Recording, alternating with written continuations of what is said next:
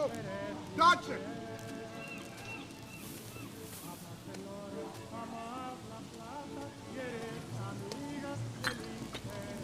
You shouldn't use my name. Dodson! Dodson! We've got Dodson here! See, nobody cares. Nice hat. Ladies and gentlemen, welcome back to another video with Swaggle Haas. See this book right here? Does anybody want this book? Does anybody want it? All right, here's the deal. Free giveaway on the Swaggle Haas channel. First person to say, I want Kang, will get this book for free. Ready and go.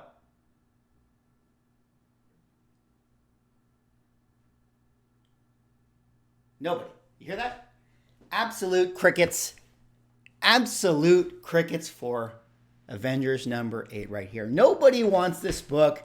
Nobody wants comic books anymore here in 2023. The comic book market is completely dead. FOMO is dead. And that's actually kind of a good thing. So in this video, we're going to talk about that. We're going to talk about the Ant-Man Quantumania trailer that just came out. Talk a little bit how there's been some movement for books in the market, not movement for books like these also in the market, and talk a little bit at the end about this idea of FOMO officially being dead. We are officially past the comic book boom, in my personal opinion. And ultimately, I think that this is a very, very good thing for comic book collectors, for comic book buyers, even for comic book investors or comic book flippers. I actually think that this is going to work out for everybody involved. But before I get into the video, if you guys could drop me a like or a comment or subscribe if you're enjoying the content, help support the channel, do one of these things, and let's get into this video here today. All right, so you guys, of course, know that we got the Ant-Man Quantumania. I believe this was called the official trailer. This might have been trailer number 2, but I think the last one was considered maybe the teaser trailer. I don't really know how Marvel labels these things, but we got a new trailer regardless, and we got a lot of imagery of Jonathan Majors Kang the Conqueror. A lot of new stuff, some cool shots of him, some battling shots. We even got some very satisfying pew-pew laser beams coming out of his hands and things like that. And it was pretty cool to see. Additionally, we also got some shots of MODOK right here. Of course, it has been, I guess, rumored or maybe even confirmed that MODOK was going to be in this film. We did get that first image of MODOK right here. I thought he looked okay in this shot right here, but there was this shot that was pointed out to me, and I hope that this is not finished VFX, because that, I don't know about that one. I don't know about that one right there. Not the best VFX work I've ever seen, but hey, you know what? We're gonna wait until we see it to give it a chance, right? That's the new mantra with the Marvel Cinematic Universe here. We're gonna wait and see. We're going to be cautiously optimistic. That seems to be how everybody is feeling in the market. And even though you can go onto YouTube and find a bajillion thumbnails of people giving their best O-face next to an image of Kang the Conqueror, none of those people that were seemingly super, super excited to see Jonathan Majors shoot laser beams out of his hands decided to buy this book. Nobody decided to FOMO. So here we are on eBay, Avengers number 8, 1964. Let's take a look at newly listed books. You know, how many people out there were thinking, all right, new trailer, time to cash in? Well, we got 1, 2 newly listed items, a 6.0 and a 0.5.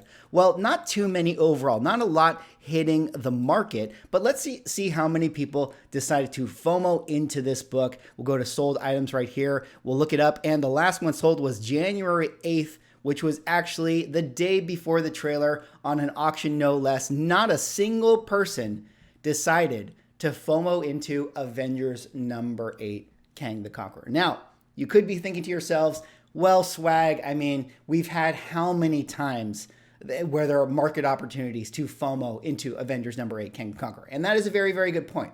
But you would still think that there would be 1, maybe 2 people, maybe even 3 people that would have bought into this book after a trailer like that if this were the year of 2021 and 2022, right? If these were the comic book boom years with peak FOMO, peak spec you would have definitely guaranteed seeing some of those sales. Well, here we are, 2023. That is seemingly no longer going to be the case, and I do think that this is a very good thing for comic book collectors overall. Now, you can have the conversation that, all these books are trash anyways, that Kang is a stupid character, nobody actually wants this book, and it was already inflated. I mean, that might certainly be the case, but I am still of the opinion that over the next handful of years or so, leading up to Secret Wars, if you make a purchase of this book, you will very likely, depending on what you pay for it, do very well for yourself in the future. And I wanted to kind of take a look at some of these numbers, and I think that this is where I'm starting to get, just interested in what is going to happen in this market. And I wanted to kind of talk a little bit about what we've seen Avengers 8 do here in the last couple days, even outside of this movie trailer spec. And one of the things that I've already noticed is that here in January, for whatever reason, the books have been trending up. Not just Avengers 8, although I'm going to show you guys this as an example, but just in general. This is coming from somebody who, I've been spending lots of time looking at GPA, putting together these index videos, and just looking at the sales in January. Already, we are hitting a trend upward. Now, that doesn't mean that I think that we are going to continue to trend upward. I just think that we're starting to find that floor where for the next, handful of months, we're going to see that sort of sideways movement and up and down, up and down, up and down in any given month. And one of the things I wanted to point out was Avengers number 8 right here, where if we just look at 2022, where the year was finishing, last handful of sales, November 30 here at the 6.5. I bring this grade up because there's a sale here in January. But, we see 1477, 1900, 1850, 1680.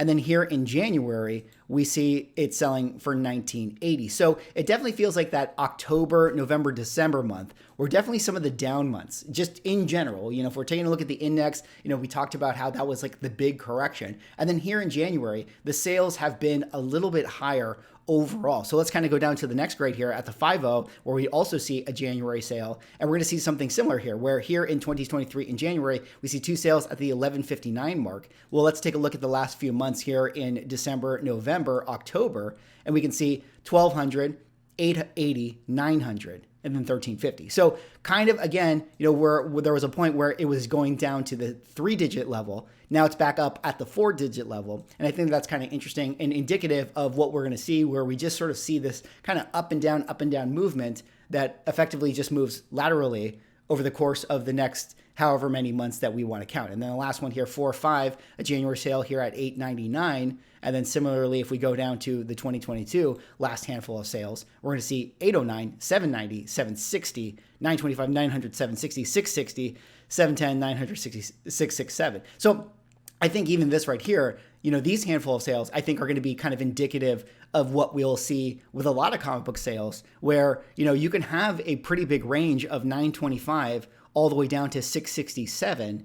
And that, even though is like, say it's a 20% difference of value, is still within the norm of price fluctuations at any given day, at any given time, simply due to the fact that, like I said, sort of in my prediction video, you never really know. And there's going to be a lot of, compression of the values of the prices, because who is going to be ready to buy at any given point, at any given book, at any given day.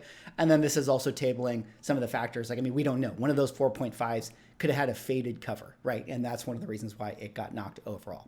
But outside of Avengers number 8, there were some books that did get spec'd on, or at least movement in the market for them. And I did kind of want to talk about them. And again, these are, some of the more kind of interesting ones to talk about. And of course, one of the ones we have to talk about is what I was talking about earlier with MODOK. But of course, it's Tales of Suspense number 94, first appearance of MODOK. And it's interesting because this is a book that, when we initially got the first rumor that MODOK was coming, there were a lot of books being purchased in the market. And then it really, really slowed down. Even when we got the recent Ant-Man trailer, which didn't show MODOK, but people connect the dots on those sort of things. You would have thought that there would have been some sales, but there actually really wasn't. And now with this newest trailer, you can actually see that there were a handful of sales. So let's first take a look at newly listed items. Let's count them here. 1, 2, 3, 4, 5, 6, 7. And then let's take a look at sold items here. If we go down, see how many were sold here in the market. 1, 2, 3, 4, 5, 6, 7. 7 sold, 7 newly listed. Perfectly balanced. as all things should be. And this is a really good example overall where we can kind of take a look at a book like this where it's a 6.5 grade sold for, you know, a slash price. Let's say that this went as low as 200, maybe up to 215 or whatever the case was. And then if we go to the current listed items, we can see that someone listed at a 6.0 at that $600 level. So kind of right in line to what it recently sold for. You know, we're not having that same sort of crazy FOMO chase where the 6.0 sells and then all of a sudden somebody lists their 5.5 for $100 more and then somebody buys that one. And then it's like, you know, we just continue to go up this ladder of like mania. But we're not really seeing that anymore. And I think that generally that is going to be a good thing for the comic book market. And I'll get to that in a second. But the last little thing I just wanted to highlight for you guys was this one that has been moving quite a lot in the market.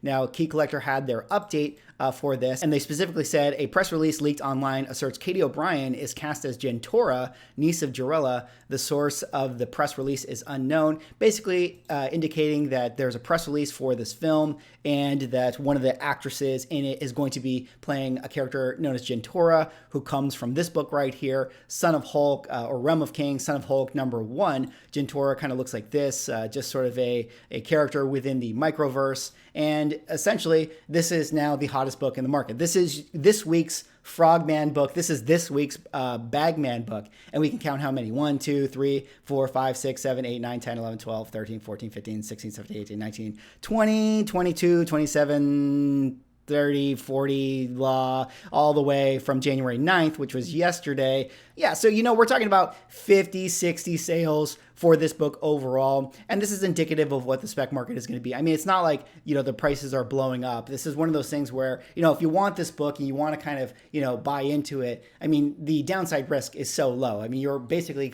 paying cover price no matter what you're paying for it on eBay. So it's not a big deal overall that people are sort of FOMOing into that. So while FOMO is dead for these kind of bigger books with the bigger characters like Avengers #8, you know, there's still going to be the spec FOMO into those characters because the buy-in is so low. Similar to the fact that even the Tales of Suspense 94 books, I mean, you're going to sell some of them because generally speaking, there's still a lot of copies that are under that $100 price point. And to me, I don't think that that's big a deal. If you want to FOMO into a book that's less than $100, I mean, you're not really going to get that hurt overall. Although if you do it time and time again, eventually it's going to catch up with you. So you just have to be a little bit careful. But let's kind of finish out the video and talking about this idea of FOMO being dead and why I think this is good overall.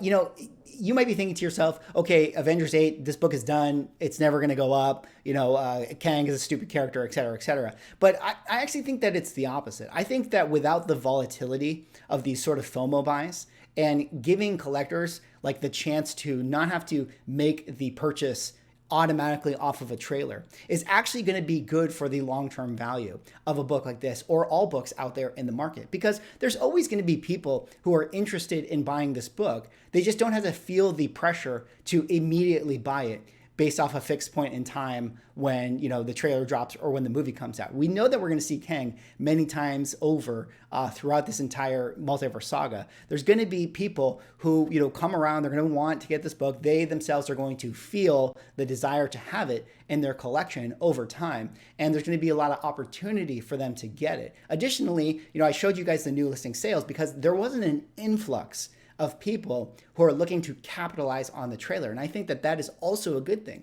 That means that there's a lot of people out there that either A, the ones that really wanted to get rid of their books have basically already listed them and already gotten rid of them, or B, you know, there's people thinking, you know, maybe I'll hold on to my book for a little bit longer. I don't need to cash in on this trailer. Maybe I should wait until the market recovers and we kind of go into this bull cycle once again. So either way, you know, you're not seeing a lot of buyers, you're not seeing a lot of sellers, and that's ultimately going to create a lot of price stability overall, especially since we've been on the down and we felt a little bit of the up in this January, at least the first couple of weeks of January. And again, outside macroeconomic factors, we could all go to zero. That is certainly on the table. That is certainly possible. But I kind of feel like, you know, if we do this for some time, that's going to create that stability. And if we look at the long-term history of the comic book market, we know that eventually this leads to that sort of slowly trickling up. Well, that is all for this video. That was me kind of going over the Ant-Man trailer, talking about a little bit of movement in the market. What do you guys think? I think that this FOMO era of buying whatever we see in the trailer is officially done. Outside of those Bagman spec situations, I think that those will always, move a lot of books out there. But I think that ultimately this is a good thing. Here we are, 2023, new rules, new game, new comic book market. Anyways, that's all for this video. Drop me a like, comment, subscribe for joining the content. I'll see you in the next one.